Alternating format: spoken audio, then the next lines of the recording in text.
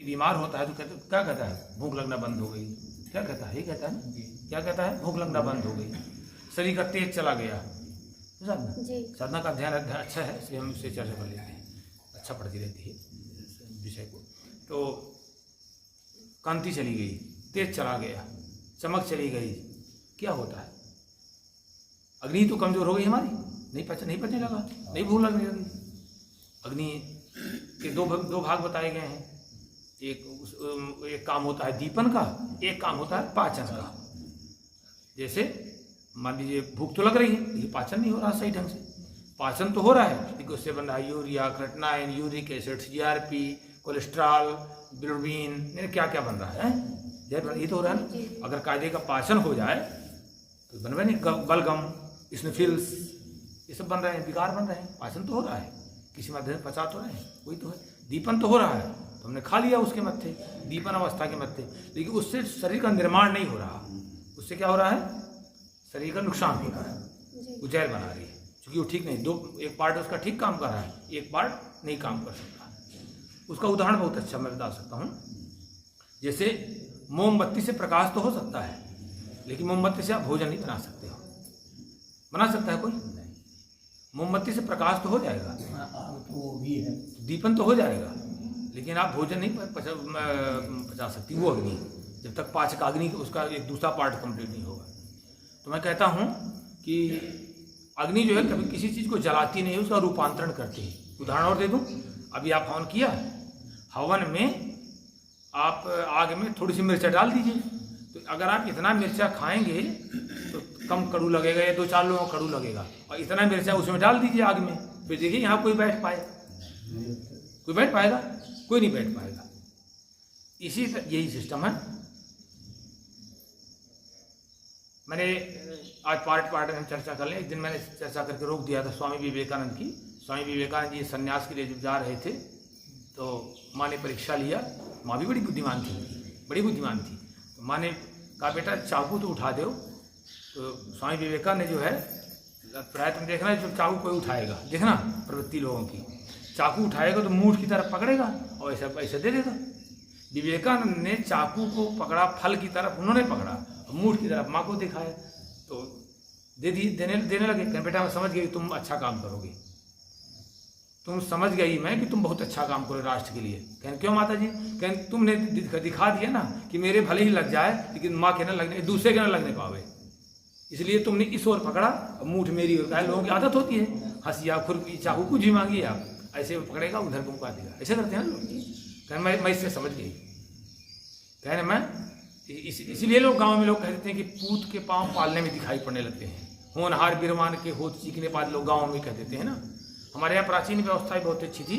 जब आप जानते होंगे साहित्याचार्य जी कि एक संस्कार होता था बच्चों में, पसनी के पहले अन्नप्राशन के आसपास भूम्योपसेवन, बच्चे को जमीन में बैठाना पहली बार। बंद हो गया सब, तो सब जींस पैंट और सब चल गए हैं, क्या क्या, तो आदमी को ध्यान देता है, उन्होंने अपना सजे की संस्कारों को ध्यान दे, तो कहाँ से ध्यान देना है। तो एक संस्कार होता था भूम्योपसेवन, बच्चे को जिस दिन जमीन में बैठाया जाता था उस दिन उसके सामने कलम रख दिया जाता था, चाकू रख दिया जाता था, दवात रख दी जाती थी, किताब रख दी जाती थी, और भी खिलौने रख दिए, तमाम तरह के रख दिए जाते थे। और बच्चा तो जानकार है नहीं, तो देखते थे कि वो देख लेते थे कि बच्चा कलम पकड़ रहा है क्या। अगर बच्चे ने कलम पकड़ जान जाएगी पढ़ने लिखना बहुत अच्छा होगा। बोतल भी दारू की रख दी जाती थी। हाँ, तो कहने का मेरा तो बस यही करेगा, ये यही करेगा और कुछ नहीं करेगा। यहाँ से माँ बाप परीक्षा कर लेते थे उसकी, माँ बाप यहाँ से उसकी परीक्षा कर ले, करना भी चाहिए। अरे आप अच्छा, जब तक आप मथोगे नहीं, देखिए पेट्रोल में कितनी ताकत है, बहुत ताकत है ना। इसी धरती में पेट्रोल भरा है, भला इसी मिट्टी में पेट्रोल है कि नहीं है? भला मिट्टी को डाल दीजिए, ताकत हो जाएगी, उससे गाड़ी चल जाएगी? नहीं चलेगी। पेट्रोल बनने के लिए, पेट्रोल निकालने के लिए जमीन को बहुत मथना पड़ता है, बहुत मथना पड़ता है, तब उसे पावर आती है ना, तभी आती है ना पावर। घी में बहुत पावर, देखियो हमने घी का हवन किया, रोज फुक फुक विद्यार्थी सुख करता रहता था, आग जलाने में करता रहता था ना।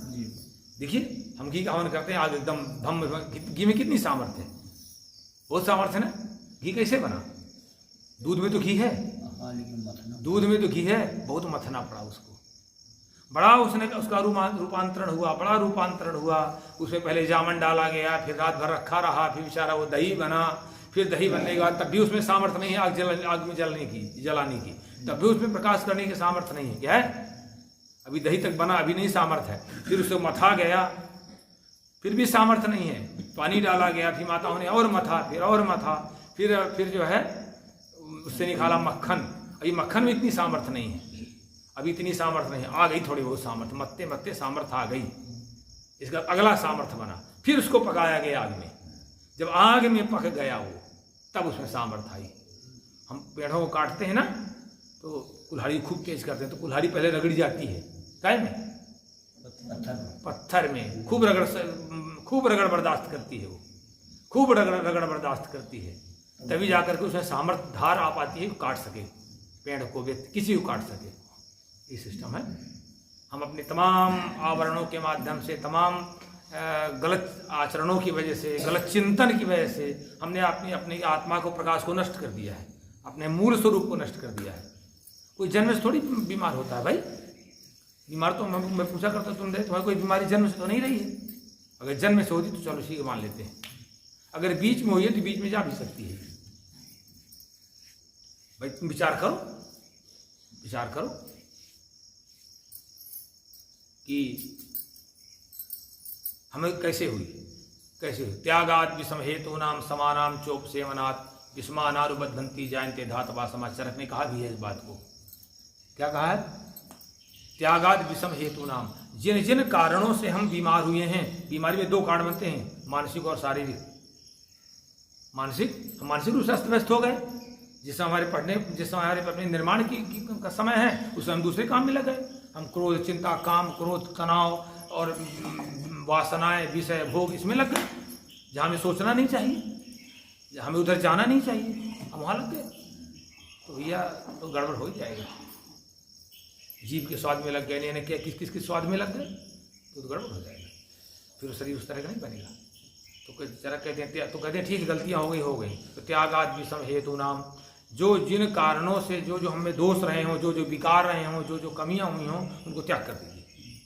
और समानाम चोप सेवनात्, समान चीज़ों का सेवन करना शुरू कर दीजिए। हम 7 बजे तक सो ही रहे हैं, जिसमें प्रकाश लेना चाहिए। मैं बता तो रहा हूँ कि एक बार मैं आयुष मंत्रालय की मीटिंग में था, दीक्षित जी करके IAS थे, कह रहे थे कि किस दिन रिटायर हों हम, क्या सूर्य देखने को नहीं मिलता। कहा किसी दिन, मैं एक IAS अफसर कह रहा था, हम नहीं थे, कई लोग थे, मेरे 5-6 लोग थे। कहा किस दिन रिटायर हों, हमको सूर्य देखने को नहीं मिलता। यही हमारी सारी बीमारी का कारण है। हमने सूर्य की रोशनी छोड़ी, हमने शुद्ध हवा छोड़ी, वही कूलर पंखा की खोट वही वाली सब वही करते हैं। प्रातःकाल का जागरण छोड़ा, चिड़ियों की चहचहाट छोड़ी, हमने पेड़ पौधों का सुबह का दर्शन छोड़ा। क्यों? सुबह देखिए फूल पत्ते कितने खिले खिले होते हैं, हमने उनको देखना छोड़ा। तो भैया तुम कैसे बचोगे? तुम्हारा शरीर कैसे समृद्ध रहेगा? कैसे समृद्ध रहेगा? वो तो फेंक देगा। तो कहते हैं त्यागाद विषम हेतु नाम समानाम चोप सेवनात्। बस ऐसा काम, जिन कारणों से बीमारी हुई है, तो उन वैषम्य स्थितियों को छोड़ दीजिए, समान स्थितियों का सेवन करना शुरू कर दीजिए, सही ढंग से लाइन में आ जाइए। बस विस्मानानुबद्धंती जायन्ते धातवा समा। फिर से बॉडी, शरीर का एक नियम है, अंतिम अवस्था तक अपना निर्माण करता रहता है। मैंने मरने की स्थिति में भी है, तब भी उस सेल्स की टूट फूट अच्छे सेल बनते रहते हैं। क्योंकि शरीर हमारा पूरा कोशिकाओं से बना है ना, पूरा शरीर कोशिकाओं से बना है ना। अंतिम अवस्था तक भी प्रयास करता रहता है अपने ठीक होने का, अंतिम अवस्था तक। बस उसको सपोर्ट करने की जरूरत है, उसको सपोर्ट करते रहिए, स्वस्थ कर लेगा अपने आप। हम लोग ऐसे अस्वस्थ रह जाते हैं, हम लोग ऐसे स्वस्थ होते हैं, ऐसे स्वस्थ रहते हैं। अंतिम अवस्था तक वो प्रयत्न करता रहता है, हम लोग देखते रहते हैं। अभी देखिए आप, मुझे अभी कई महीने से मुझे जुकाम नहीं होती। जिससे हमको होना शुरू, हम जान जाएंगे कि जुकाम होने वाली है, हम तुरंत बदल लेंगे अपने का सिस्टम। तुरंत दवा नहीं ढूंढेंगे, तुरंत गर्म पानी और बढ़ा देंगे, भोजन को और लाइट कर देंगे, रात्रि का भोजन छोड़ देंगे।